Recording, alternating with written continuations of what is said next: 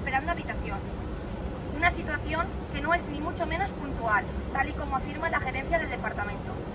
Todo esto provoca una saturación en el box de observación, ubicando 4 pacientes donde debería haber solo 2, compartiendo espacio los pacientes críticos con los pacientes ingresados, sin ningún tipo de intimidad.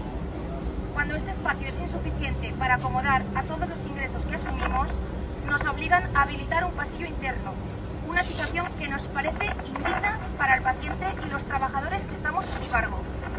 Queremos recalcar que hay una falta de ambiente terapéutico necesaria para la evolución del paciente.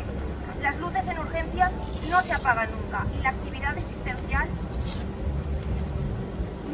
no para durante las 24 horas, haciendo imposible un buen descanso para el paciente.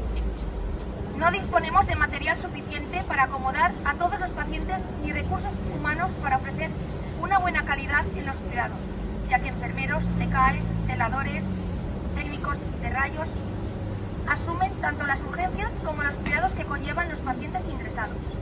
Ante el constante colapso, el personal de admisión tiene que resolver las constantes dudas de los familiares de los pacientes ingresados.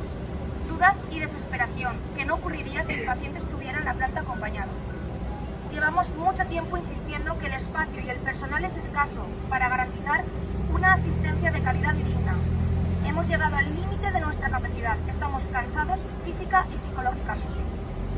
Curiosamente, desde que nos estamos movilizando, las horas de espera de un paciente para tener habitación han disminuido drásticamente.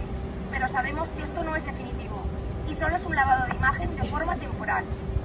Estamos hartos de las soluciones parciales. No queremos que se arreglen de forma puntual problemas que son estructurales.